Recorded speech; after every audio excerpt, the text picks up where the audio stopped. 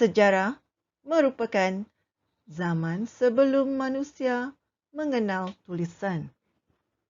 Zaman ini juga membolehkan kita mengetahui sejarah dan kebudayaan manusia. Zaman prasejarah terbahagi kepada 4 tahap, iaitu zaman Paleolitik, zaman Mesolitik, zaman Neolitik dan zaman logam. Seterusnya, garis masa pada zaman prasejarah. Pada zaman prasejarah, kita telah sedia maklum bahawa ada 4 zaman prasejarah. Yang pertama, zaman Paleolitik. Pada zaman Paleolitik, ianya adalah berusia sehingga 200,000 sebelum Masihi. Seterusnya, zaman Mesolitik adalah pada 14,000 sebelum Masihi. Manakala zaman Neolitik pula adalah 3,000 sebelum Masihi dan zaman logam adalah tempoh selama 700 sebelum Masihi.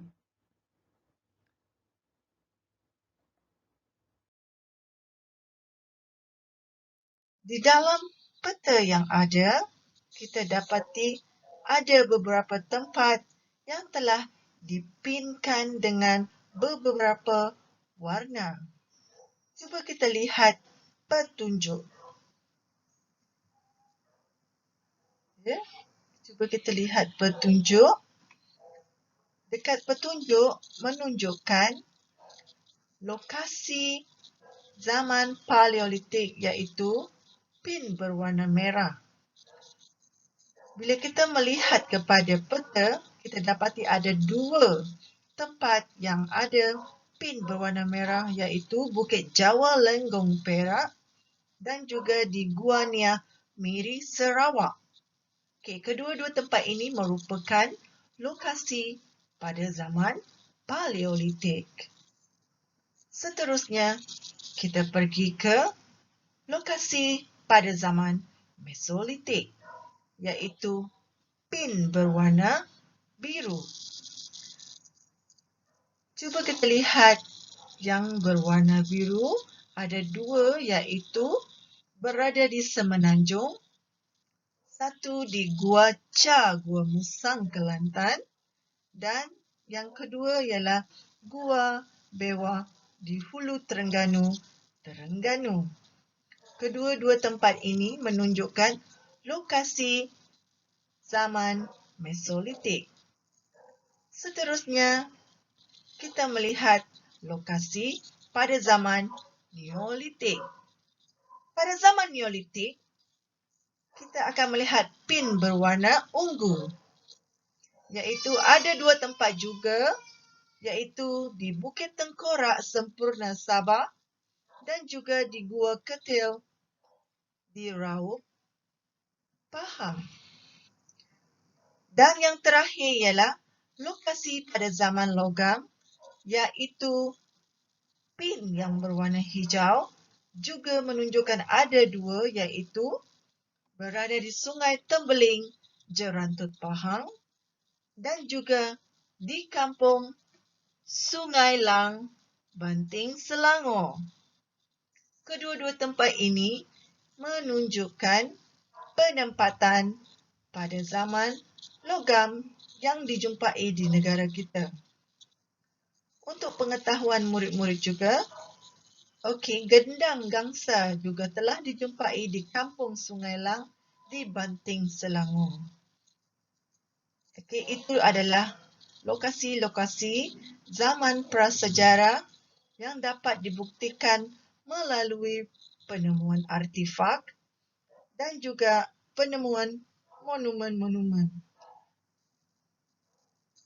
Jadi, apakah kepentingan memelihara dan memelihara artifak tersebut?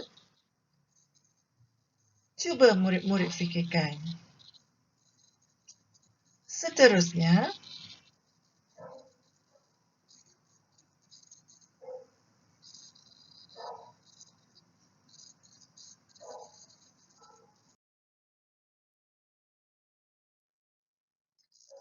pada zaman Paleolitik, penduduknya pada ketika itu hidup secara nomad dalam kelompok kecil.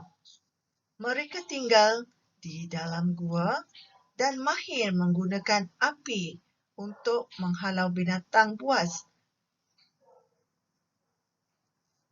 Pergerakan ke zaman Mesolitik pula menunjukkan perubahan sedikit.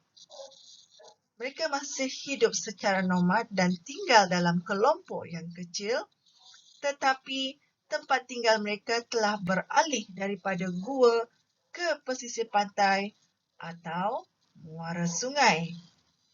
Dan pada zaman Neolitik, kehidupan penduduk pada ketika itu, mereka telah menetap dalam kelompok yang besar dan mereka juga telah membina pertempatan di lembah sungai dan pesisir pantai. Dan pada zaman yang terakhir iaitu zaman logam, kelompok penduduk ketika itu lebih besar dibandingkan dengan hidup secara nomad. Mereka juga telah mempunyai ketua sebagai pemimpin di dalam kelompok mereka.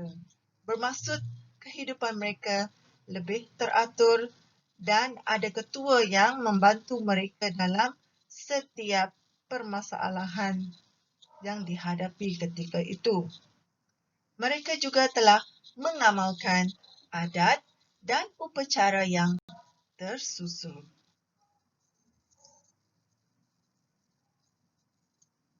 Seterusnya,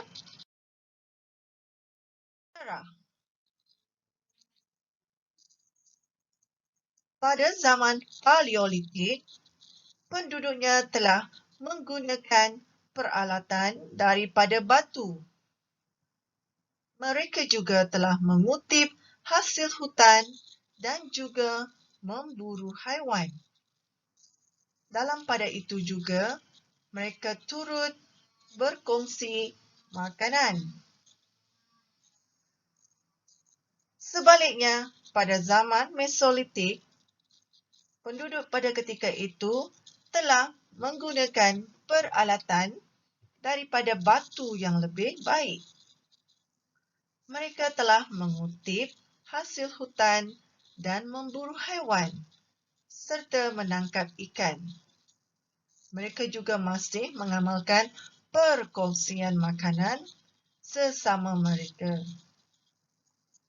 Seterusnya, iaitu pada zaman Neolitik, penduduknya telah menggunakan peralatan daripada batu yang lebih licin pembuatannya dan mempunyai pelbagai fungsi. Antara lain, mereka telah mempelbagaikan kegiatan ekonomi seperti bercucuk tanam, menangkap ikan, menternak haiwan dan juga kraf tangan seperti membuat tembikar dan juga alat perhiasan diri. Mereka telah menjalankan aktiviti perdagangan secara tukar barang atau juga dikenali sebagai sistem barter. Pada zaman logam, penduduknya telah menggunakan peralatan yang diperbuat daripada logam. Manakala pada zaman itu juga berlakunya anjakan paradigma di mana penduduk ketika itu telah tahu berdagang dan melakukan pelayaran ke negara ataupun ke tempat-tempat lain. Aktiviti tukar barang juga semakin berkembang sehingga menyebabkan berlakunya pembelian ataupun pertukaran barang antara yang tinggal di pedalaman dengan yang tinggal di pesisiran pantai. Manakala itu, berlakunya hubungan dengan kerajaan luar kerana pada zaman tersebut penduduknya telah ada pengangkutan seperti kapal layar dan juga perahu. Tajuk seterusnya. Kesimpulannya, beberapa perubahan telah berlaku kalau kita melihat daripada zaman Mesolitik sehingga ke zaman logam. Kalau kita lihat perubahan dalam pertanian, kita dapat saksikan di dalam gambar iaitu cara manusia dahulu bercucuk tanam menggunakan cara asas iaitu menggunakan kayu dan juga batu. Namun, bila kita lihat perubahan yang ada pada zaman sekarang, iaitu kita telah ada mesin untuk menuai dan juga untuk bercucuk tanam.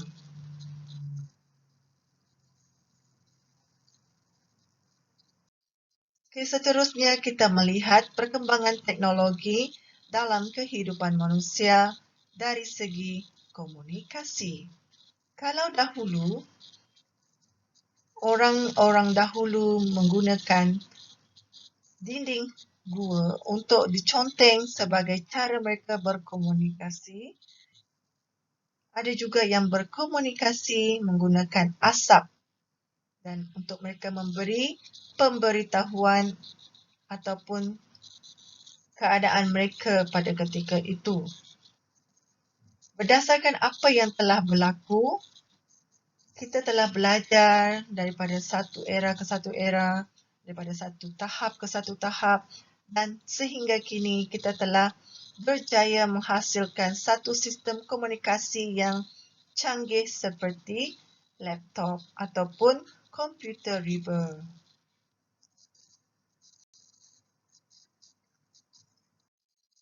Selain itu juga, kita boleh melihat perubahan dalam sistem pengangkutan. Seperti yang berlaku pada zaman logam, penduduknya telah berjaya membina beberapa sampan ataupun bot kerana mereka tinggal di pesisir pantai dan mereka banyak berlayar pada ketika itu.